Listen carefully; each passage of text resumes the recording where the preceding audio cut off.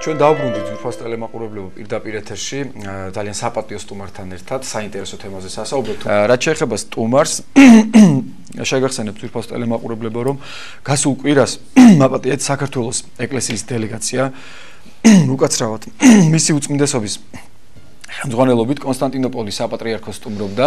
ვიზიტის მიზანი იყო რომ ორი მოძმე ეპარქიის პატრიარქს კიდევ ერთხელ ემშელა ბიჭუნთისა და აფხაზეთის ეპარქიის საქართველოს ეკლესიის იურისდიქციაში განუყოფლობის მყოფობის შესახებ. სწორედ აი ამ აქტუალურ და მნიშვნელოვან თემაზე გვესაუბრება დელეგაციის ერთ-ერთი წევრი, ისტორიის მეცნიერებათა დოქტორი, სრული პროფესორი, მანგლისისა და წალკის მიტროპოლიტი ანანია. მოგესალმებით. სიყვარულით გლოცავთ. დიდი მადლობა რომ ჩვენი სტუმარი ბრძანდებით. მეუფე ვიცით რომ როგორც ქართული ასევე ბერძნული წყაროები მოწმობს იმას რომ აფხაზეთის საკათალიკოსო შეიქმნა არა ბერძნული ეკლესიის არამედ საქართველოს ეკლესიის წიაღში. ასევე ვიცით რომ ცრუა ბრალდება თითქოს და ივერიის ეკლესიამ გააუქმა ბერძნული საეპისკოპოსოები ფაზრიში, ვარციხესა და ცაისში. აი რომელი არაქართული წყაროები შეიძლება დასახელდეს ამ სიცრუის გასაბათილებლად და კიდევ თუ შეიძლება მეუფეო რომ განგვიმარტოთ რატომ გახდა აუცილებელი აფხაზეთის საკათალიკოსოს შექმნა და თუ შეიძლება ასევე განგვიმარტეთ ისიც რომ კიდევ ერთხელ შევახსენოთ ჩვენს მაყურებელს რომ ტერმინი კათოლიკოსი ივერიის ეკლესიაში ესადაგებოდა ბიზანტიურ ეკლესიაში არქიეპისკოპოსის ან მიტროპოლიტის ტიტულს. კიდევ ერთხელ გლოცავთ, უნდა მოახსენოთ რაც თქვენ ბრძანეთ. ჩვენ უწმინდესი პატრიარქი ჩაბრძანდა და ჩვენ ჩავედით იმ სიყვარულის გამოსახატავად, რომელიც გვაერთიანებს აღდგომის დღესასწაულის გამო ორ მოძმე ეკლესიას, თანაც ეძღვნებოდა ეს მილანის ედიქტის 1000 წლის თავს და გამოხატეს უდიდესი სიყვარული ჩვენი პატრიარქის მიმართ, შეიძლება ითქვას, რომ ეს იყო არა საგანგებოდ შეხვედრა, ვთქვათ, რაიმე საკითხის განსახილველად, არამედ ეს იყო სიყვარულის შეხვედრა. იყო წირვა და შემდგომ მეორე დღეს იყო შეხვედრა საპატრიარქოში და იყო სხვა საინტერესო საკითხი და ასე ვთქვათ შევეხეთ აფხაზეთის დღევანდელ საეკლესიო მდგომარეობასაც. საქმე ის არის რომ დღევანდელი ვითარების გამო რომ არის ოკუპირებული ჩვენი მიწა-წყლის ერთი ნაწილი აფხაზეთი, იქ სარგებლობენ ზოგიერთი საეკლესიო ჯგუფი და ეთნიკურ ტომობრივ ნიადაგზე სურთ რაღაც ვთქვათ გამოყოფა, გამოცალკეება ეკლესიისგან. ეს არის წვალებლობა, ეთნოფილეტიზმი არის, რომელიც დაგმობილი ეკლესიის მიერ თვითონ კონსტანტინოპოლში ძალზე მკაცრად აფასებენ ამ ჯგუფს და მოითხოვენ პირდაპირ ზოგიერთმა მიტროპოლიტმა პირდაპირ უნდა განიკვეთოს ეს ჯგუფი, ასეთი სეპარატისტი ეკლესიო წვალებლები შეიძლება ითქვას. მაგრამ ჩვენი წმინდა ეკლესია და სინოდი არის მობიერი და ელოდება რომ ისინი მოიქცევიან და კვლავ დედა ეკლესიის წევს დაუბრუნდებიან. რაც შეეხება რაც თქვენ ბრძანეთ, ეს არის ძალზე სერიოზული და მნიშვნელოვანი საკითხი, იმიტომ რომ სწორედ ის ჯგუფი, რომელიც ასე აწუხებს კონსტანტინოპოლს და მსოფლიოს საპატრიარქოებს, ეყრდნობა არასწორ საბჭოთა ეპოქაში შემოშევებულ ისტორიოგრაფიას, არასწორი ისტორიოგრაფია შემუშავდა. მიზანი მიმართულად შეიქმნა. თქვენ მოგახსენებთ რომ ჩვენი ქვეყანა საერთოდ მთელი საქართველო იყო დაპყრობილი და ჩვენ არ ქონდა სახელმწიფო საკუთარი მთელი არც 19 საუკუნეში, მე-20 საუკუნეში ქონდა რაღაც ესე იგი კულტურული წარმონაქმნი, მაგრამ ჩვენ თავისუფლება არ ქონდა, ამის გამო იმპერიას სურდა რომ ემართა ადვილად ხალხები და ეს ერები რომ დაეყო და ებატონა. ჭირდებოდა საქართველოს ყოფილიყო არა მთლიანი სულიერად და კულტურულად და ეკლესიურად, არამედ დანაწევრებული და შემუშავდა საგანგებო თეორიები. ჯერ კიდე შეიმუშავა პეტერბურგის უნივერსიტეტში 19 საუკუნის ბოლოსთვის ძალზე დიდი მეცნიერი იყო პატკანოვი, სამხური წარმოშობის იყო, არმენოლოგიის კათედრის გამგე იყო, მისი მოწაფე იყო ნიკომარი, ის თავიდანვე ამხილა ჯგუფი ილია ჭავჭავაძემ, მაგრამ მერე მოხდა მოგახსენება თებერვლის რევოლუცია. ეს ნიკომარის იდეები ძალზე მიღებული იყო მთელ საბჭოთა იმ დროინდელ საბჭოთა კავშირში, მისი კრიტიკა არ შეიძლებოდა, ასე რომ ეს გავრცელდა, რომ ესე იგი ქართული ეკლესია იყო პროზელიტური, თითქოს კონსტანტინოპოლის იურისდიქციაში იყო მთელი დასავლეთი საქართველო და მათ შორის იყო სხვა თითქოს ბერძნული კათედრები დასავლეთ საქართველოში, მათ შორის თითქოს ქუთაისთან ვარციხის კათედრაც, ბოთი იყო თითქოს ფაზისი და ისიც და კიდე სხვა უამრავი ბერძნული კათედრები იყო თითქოს დასავლეთ საქართველოში 600 წლის მანძილზე და შემდგომ გაძლიერდა მცხეთა მე-9 საუკუნისთვის შეიჭრა თითქოს დასავლეთ საქართველოში გააუქმა ბერძნული კათედრები და ეს არის საყოველთაოდ დღეს ეს მე-20 საუკუნეში შემუშავებული თეორია დღეს არის ძალზე გავრცელებული და ჩვენთანაც ეს ისწავლება ეს ყველა ენციკლოპედიაში ყველა ცნობარში ამის შესახებ არის და ეს რა თქმა უნდა ისიც ბარმა ანუ როცა დაინტერესდა თავის სეპარატიზმით და მწვალებლობით საფუძვლად უდევს დაუდო ეს არასწორი საისტორიო თეორია და ამას ავრცელებს თავის შესაბამის საკმაოდ აქტიურად იყენებენ ხო მეუფე აფხაზეთის სეპარატისტები არა ძირითადი საყრდენი მათი არის სწორედ ეს საბჭოთა ეპოქაში შემოშებული ისტორიები რამდენად საშიში არის ეს ჩვენთვის ჩვენი ქვეყნისთვის ამის შესახებაც რომ ვიმსჯელოთ და თქვენ როგორ ფიქრობთ როგორც უმაღლესი იერარქი ქართული მართლმადიდებელი ეკლესიისა და ასევე ისტორიკოსი რა უნდა გაკეთდეს იმისათვის რომ აი ეს მცდარი მოსაზრება რომელიც ასე არის გაბატონებული და გამჯდარი სამწუხაროდ ჩვენ საზოგადოებაში და აგერ ბრძანეთ რომ სამწუხაროდ დღესაც კი ისწავლება რა უნდა გაკეთდეს იმისათვის რომ ეს პროცესი ასე ვთქვათ რაღაცნაირად შენელდეს და გადავიდეს სხვა მართალ და ჭეშმარიტ რელსებზე და იმ ისტორიაზე რომელიც რეალურად არსებობდა და არსებობს ჩვენი მოძმეერებს შორის ურთიერთობაში. ჩვენ გვქონდა ძველი ქართული ისტორიოგრაფია, რომელიც უარყოფილი იქნა 19-20 საუკუნეში, მისი მონაცემები, მისი ცნობები, ამაზე თუ დრო გვექნება ვისაუბრებთ. და იქამდე უნდა მოგახსენოთ, რომ რაც თქვენ ბრძანეთ ამის შესახებ, ეს რა თქმა უნდა ეკლესიისთვის დგას ეს საკითხი. უწმინდესმა პატრიარქმა ორ ეპისტოლეში ინება რომ ამ საკითხს ეხებოდა, მე მაქვს აქ მისი ეპისტოლები და ნამონაწერები, თუ გნებავთ მოგახსენებთ. საგანგებოდ ამბობს, რომ ეს არის მე-19 საუკუნის და მე-20 საუკუნის საბჭოთა ეპოქაში შემუშავებული ისტორიოგრაფია, საჭიროა მისი დაძლევა, იქ უთითებს თუ რა იყო მიზეზი ამ ისტორიოგრაფიის შექმნისა, როგორი გზები არის საჭირო დავძლიოთ. ორ ეპისტოლეში აქვს ორ სხვადასხვა წელს ამის შესახებ ძალზე ღრმა საუბარი უწმინდეს და ასევე წმინდა სინოდმაც მიიღო ორი დადგენილება ამ საკითხზე, რომ საჭირო არის ისევ აღდგენა აღორძინება ძველი ქართული ისტორიოგრაფიისა. ანუ ჩვენ გვქონდა ძველი ისტორიოგრაფია, რომელშიც მაგალითად ავიღოთ დასავლეთ საქართველოს მიმართ, თქვა რუის ურბნისის კრება, რომელსაც თქვენ ბრძანებდით. ეს პირდაპირ ეხება ამ საკითხს და ამბობს მაგალითად ასეთ რაღაცას, რომ ძალიან მნიშვნელოვანი არის, რომ ანდრია პირველ წოდებულმა იქადა გარა ვთქვათ ერთ რომელიმე კუთხეში, არამედ ყოველსა ქვეყანასა საქართველოსისა, ანუ მთელი საქართველოს ეკლესია დააფუძნა. მერე წმინდა ნინომ მოაქცია არა ვთქვათ რომელიმე კუთხის მოსახლეობა, არამედ იქადა გადა მოაქცია ყოველი სავსება, ყოველთა ქართველთა ნათესავისა. მთელი საქართველო. მთელი საქართველო. და ეს იყო სწავლება და ამას ეყრდნობა ჩვენ თუ დრო გექნება ვისაუბრებთ ბერძნულ წყაროებზე, სომხურ წყაროებზე, სხვადასხვა წყაროებზე. მოკლედ შევეხოთ საინტერესო მაგრამ იქამდე ტელემაყურებელს. მე ვფიქრობ საინტერესო არის, რომ ივანე ჯავახიშვილიც ეხებოდა და ივანე ჯავახიშვილი არის ჩვენ მხარეს, ასე ვთქვათ. სასაკვირველია ის ეწინააღმდეგებოდა კომარის ამ მოსაზრებას. რა საგი ივანე ჯავახიშვილი ამონაწერი, ვრცელი არის, მას შევმოკლებ. თუ არის საშუალება მოკლედ შეიძლება. ან მოკლედ როგორც გვაქვს.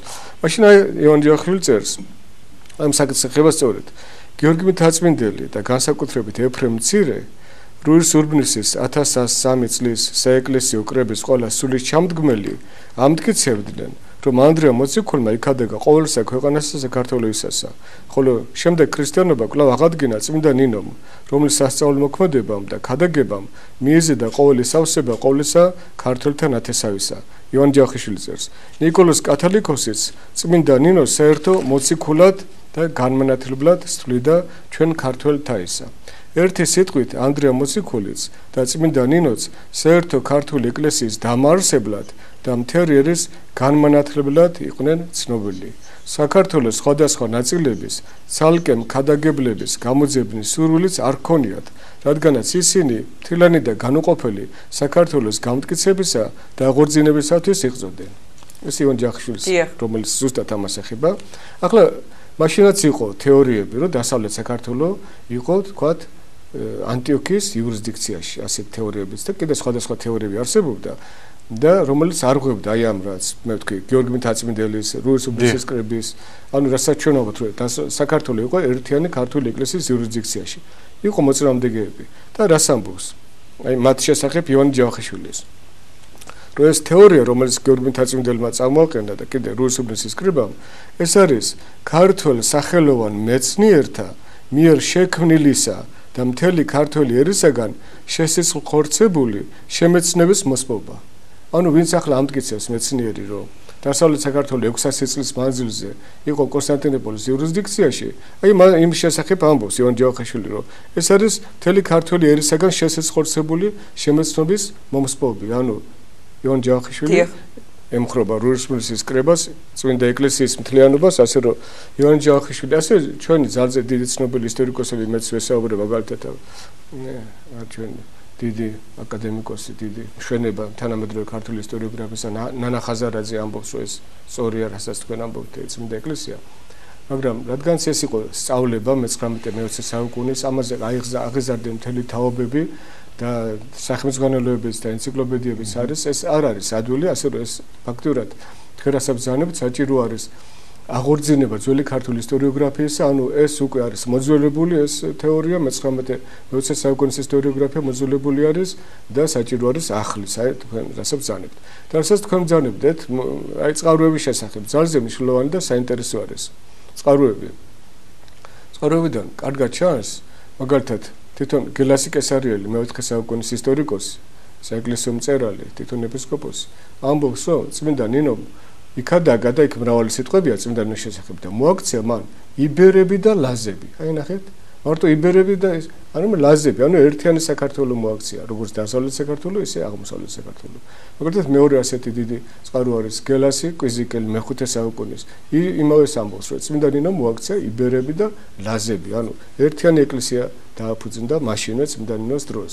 ახლა პროკოფი კესარიელი ძალზე დიდი ავტორი არის თქვენ მოგახსენებთ მე-6 საუკუნის ის ამბობს მაგალითად ოფრიზეს რეგიონის მოსახლეობასაც ეხება ეს ამბობს ანუ დასავლეთ საქართველოს მოსახლეობას რომ არის კათალიკოსის იურისდიქციაში თვითონ პროკოფი კესარიელი ძალზე მნიშვნელოვანია მე ბალსამონი ეხება ამ საკითხს და ამბობს რომ საქართველოს იბერიის ეკლესიები არის ავტოკეფალური და ასე შემდეგ მოსეხორენაციც მეუფეო თუ ეს არის ბერძნული და კიდე სხვა ბერძნული წყაროები გვაქვს ჩვენა ჯერ ბერძნულზე ვისაუბროთ კიდე სხვადასხვა არის ბერძნული, მაგრამ აი სამხურზე. მოსეხორენაცი ძალზე დიდ წყაროს გვაძლევს მნიშვნელობას, რომ წმინდა ნინო იქადაგა კლარჯეთიდან მასკოთებამდე. კლარჯეთი არის სწორედ ოფრიზეს რეგიონთან ახლოს იგივე ოფრიზეს რეგიონი შედიოდა ზღვისპირი კლარჯეთი, ანუ დასავლეთ საქართველო. მერე მოსეხორენაცი თვითონ უთითებს აგათანგელოს, კიდევ უფრო ძველ მწერალს. ანუ მოსეხორენაცი იყო მე-5 საუკუნის ავტორი, ძალზე დიდი ცნობილი მეცნიერი და ავტორი არის მოსეხორენაცი სამხურ ისტორიის მამა ასე უწოდებენ და ის ჩვენ სასარგებლოდ ამბობს და ის კიდე უთითებს აგათანგელოს კიდე უფრო ძველ ავტორს რომელიც ამბობს იმავეს რომ წმინდა ნინომ იქადაგა მთელ ამ არეალზე ანუ დასავლეთ საქართველო ყოველთვის შედიოდა ქართული ეკლესიის იურისდიქციაში ასევე არის სომეხი ისტორიკოსი ძალზე ცნობილი იოანე კათალიკოსი ისა მე-9 საუკუნეების კათალიკოსი და ის ეხება კირიონ კათალიკოსს მე-7 საუკუნის დასაწყისის და მე-6 საუკუნის ბოლოს. და ამბობს, რომ მე-6 საუკუნის ბოლოს კირიონ კათალიკოსი იყო ასევე ეგრისის არქიეპისკოპოსი. ანუ მე-6 და წინანდელ დროთა შესაბამისად. ანუ მე-6 საუკუნის წინა საუკუნეებშიც ეგრისი შედიოდა, ანუ დასავლეთ საქართველოს შედიოდა ქართული ეკლესიის იურისდიქციაში. ასევე ძალზე დიდი ავტორი არის, თქვათ, უხტანესი სომეხი ავტორი არის მე-10 საუკუნის, მე-9 საუკუნეების, რომელიც ასევე ამბობს, რომ აი ეხება დასავლეთ საქართველოს, ამბობს, ეს არის იბერებით დასახლებული და მათ ქვეყანას ახლა ქვია აფხაზეთი. ანუ ეს მეორე მხრივაც არის საინტერესო, ჩვენ ახლა გვახსოვს ერთი 20 წელი არის სულ ამ თემაზე იყო. კამათი აი ძველი აფხაზები ქართველები არიან თუ არ არიან ქართველები. სტუდიაში საერთოდ გვისაუბრე ამ თემებზე. და უხტანესი, ეს არავის არ გამოუყენებია არასდროს. თვითონ იმდროინდელი ავტორი როცა აფხაზეთი იყო ყველაზე ძლიერი და იკვლევდა და ძალზე სქელი წიგნი აქვს ქართულ სამხურ განხეთქილებაზე უხტანეს ის ამბობს რომელიც საგანგებოდ იკვლევდა ამ საკითხს იკვლევდა აფხაზეთს რომ ეს არის იბერები დასახლებული, იბერები არიან, ქართველებს უწოდებენ თავიანთ თავს, ხოლო მათ ქვეყანას ქვია აფხაზეთი. ანუ ყოველთვის დასავლეთ საქართველოს, ასე გვაქვს კიდე სხვა მრავალი წყაროები, რომელიც ამბობს, რომ დასავლეთ საქართველოს იყო ქართული ეკლესიის იურისდიქციაში. ახლა სად მდებარეობდნენ? აი თქვენ კითხვა გაქვთ. თუ დიახ, მე უბრალოდ ძალიან ცოტა დრო გრჩება და დიდი ბოდიში რომ ფაქტობრივად სიცოცხლეს გაგაწყვეტილეთ. აი რაღაცნაირად შევაჯამოთ ჩვენი საუბარი. აი სად მდებარეობდნენ? მაშინ ესე იგი ნოტიციები არსებობს კონსტანტინოპოლის საპატრიარქოს ძველი, ესე იგი იურისდიქციის ქვეშ ყოფი ეპისკოპოსების ჩამონათვალია სია არის და ქვია ნოტიციები, ანუ რომელი საეპისკოპოსო რომელ საუკუნეში ესე იგი არსებობდა. ამაში არის ნოტიციებში მოხსენებულია ლაზიკაში, როდოპოლისის, საისინის, პეტროს და ზიგანას საეპისკოპოსოები. და ახლა ხდება მათი არასწორად ლოკალიზება.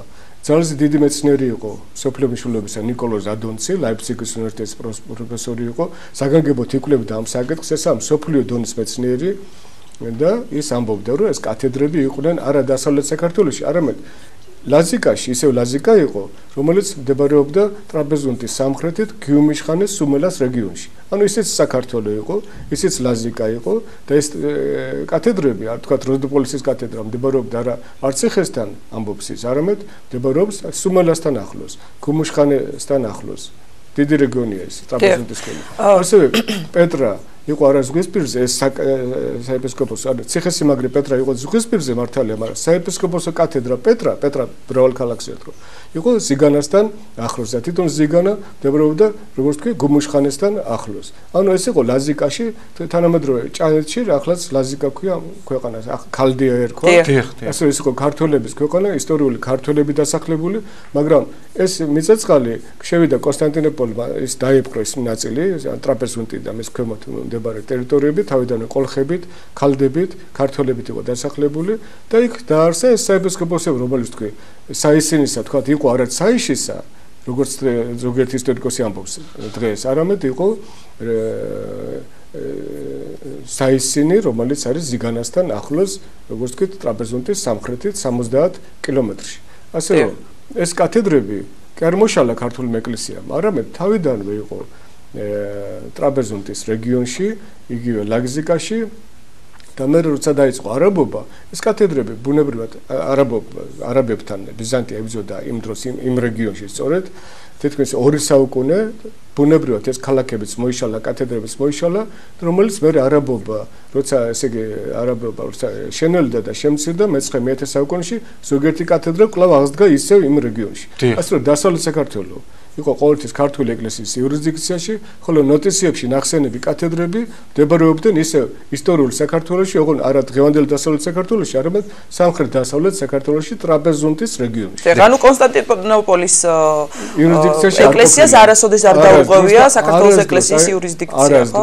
არასდროს ეს იყო ყოველთვის ჩვენი მეზობელი ეკლესია, ჩვენი მეგობარი ეკლესია, ესე იგი, თქვა მიხეილ თარხნიშვილი ცნობილი ისტორიკოსი იყო, მისი წიგნი ახლა ქართულად გამოიცა 1-10 წელიწადი არის გასული, საგანგებოდ ეხება და ამბობს არასდროს კონსტანტინოპოლსა და ქართულ ეკლესიას შორის არავითარი სადავო საკითხი არ წარმოშობილა. და მთელი დასავლეთ საქართველოს რო ყოფილიყო ჩვენს იურისდიქციაში და ჩვენის წაგვერთვია კონსტანტინოპოლს, წაგვეყო კონსტანტინოპოლისგან, ეს იქნებოდა უზარმაზარი სადავო საკითხი საუკუნეების მანძილზე. არა თუ მთელი ეს რეგიონი, არამედ ერთი მონასტერიც კი, რო იყოს თქვა სადავო, აი ეს გრძელდება საუკუნეები და მით უმეტეს მთელი ეს მთელი დასავლეთ საქართველოს რო ყოფილიყო სადავო, ეს იქნებოდა უთუოდ ასახული დოკუმენტები. ჩვენი ეკლესიის ისტორიაში ასეთი არც ერთი ფაქტი არ ფიქსირდება. ძველ ისტორიაში არავითარი არც ერთი ფაქტი არ დასტურდება. არის ერთი რომ ზიგანას კათედრა მოცვალა ბაგრატ მესამემ და გადაიტანა ბედიაში, მაგრამ მოცვალა ნიშნავს ზიგანაში იყო ქართული საეპისკოპოსო კათედრა, არა ბერძნული, არამედ ქართული და ისევ გადაიტანა ბედიაში, იმიტომ რომ ბედი ააგო, რომელიც იყო მშვენება იმჟამდელი საქართველოს. დიახ, და მეუფე ერთ-ერთი არგუმენტი ალბათ ისიც არის, რომ დასავლეთ საქართველოს პირველი ათასწლეული საეკლესიო კულტურა არის სრულიად ქართული, ეროვნული და თვითმყოფადი. და არა ბიზანტიური. ეკლესია მოზაიკაც ახსენეთ თქვენ, უამრავი ეკლესია. თუნდაც დღევანდელი ბიზიფის ტაძარი, რომელიც ეკლესიის, ესე იგი, შესწავლა, იძლევა არქიტექტურული შესწავლა, ესე იგი, ყველა მეცნიერს აფიქრებინებს და დებენ დასკვნას, რომ ეს არის ქართული არქიტექტურის, ესე იგი, ძეგლი და რო ყოფილიყო ის, ხო 600 წლის მანძილზე ბიზანტიური, აუცილებლად აღმოჩნდებოდა იქ ბიზანტიური საეკლესიო არქიტექტურა, ასევე საეკლესიო ნაშთებს როცა პოულობენ, თქვათ, უნდა იყოს უამრავი ბერძნული წარწერა და არავით არის თითქმის არავით არის ბერძნული წარწერა, უფრო მეტად არის ქართული წარწერები აღმოჩენილი ვიდრე ბერძნული დასავლეთ საქართველოში. და უამრავი ასეთი მაგალითია. ჩვენ გვაქვს გამოკვლევები, წიგნები გვაქვს ამის შესახებ. აი ზოგადად ორი სიტყვით ისიც რომ მოგახსენოთ მეუფეო, აი რა დამოკიდებულება იყო აფხაზეთისა და ქართლის პირველ იერარქთა შორის, ესე ძალიან მნიშვნელოვანი უნდა მოგახსენოთ, აი თქვენ ბრძანეთ თავიდან.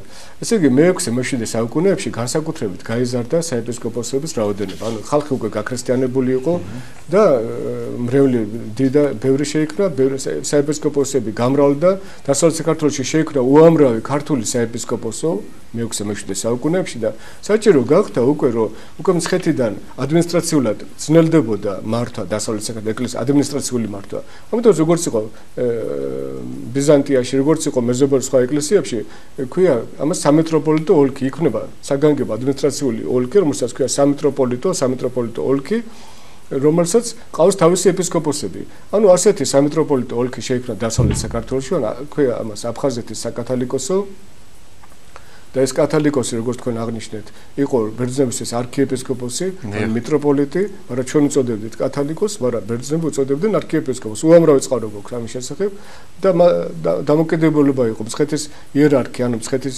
კათალიკოსი იყო პატრიარქი სრულიად საქართველოსი, მამამთავარი იყო. მათ შორის ეს იყო უხუცესი, უფროსი, ხოლო ეს იყო უმრწემესი, ანუ ესე იგი უფრო მცირე იერარქი, ანუ მის დაქვემდებარებაში. მაგრამ ის იყო სრულფასოვანი მიტროპოლიტი, რომელსაც ყავდა თავისი ეპისკოპოსი. ასეთი სამეტროპოლიტო ოლქი ჩვენ გვქონდა ასევე სხვაგანაც დაღესტანი იყო ქრისტიანული თავის დროზე და აქ როცა შეიქმნა ბევრი ანწუხისა და კიდე სხვა საეპისკოპოსი, წახურისა და სხვა საეპისკოპოსები, აქ შეიქმნა საკათალიკოსო და დაღესტანში ქვია ხუნძელი კათალიკოსი, ოქროპირის სახელით არის ცნობილი. ანუ ჩვენ საკათალიკოსო გვქონდა არა 1 და 2, არამედ მეტი რაოდენობისა და იქნებოდა იმის მიხედვით იყო თუ არა საჭირო რომ ადმინისტრაციული ერთეული ყოფილიყო მართვის თვალსაზრისით მართვის საეკლესიო მართვის ეს არ საეკლესიო განხეთქილება არც სხვა ეს მე ჭირდებოდა ამას დასტური სახელმწიფო ხელისუფლებიდან ამ საეკლესიო ერთეულის შექმნას და ესე იგი ბაგრატიონმა 830 წელს განაჩინა კათალიკოსი აფხაზეთს ჩვენი წყარო ამბობს. ანუ ჩვენმა მეფემ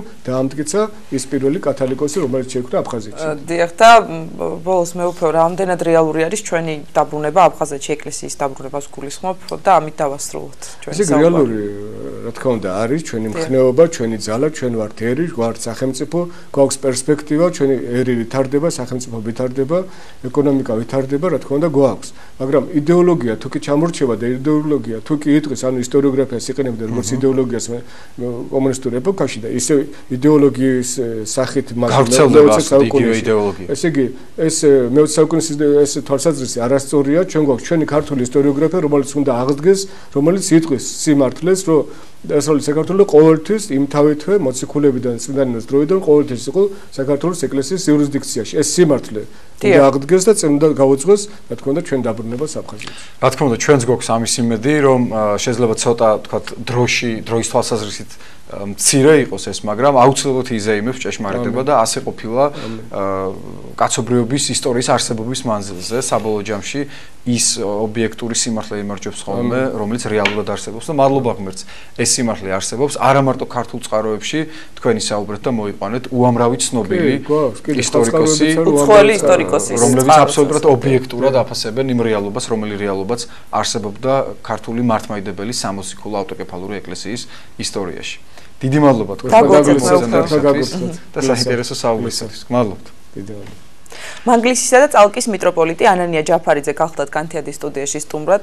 უნდა დაგემშვიდობოთ ჩვენს, ვინაიდან ამოიწურა ჩვენთვის გამკუთვნილი საეთერო დრო. დიდი მადლობა რომ იყავით ჩვენთან ერთად და გვიყურეთ. გიორგი მერებაშვილი და ელისაბედ აბულაძე უძღვებოდით დილის გადაცემას. საუკეთესო სურვილებით გემშვიდობებით, ნახვამდის.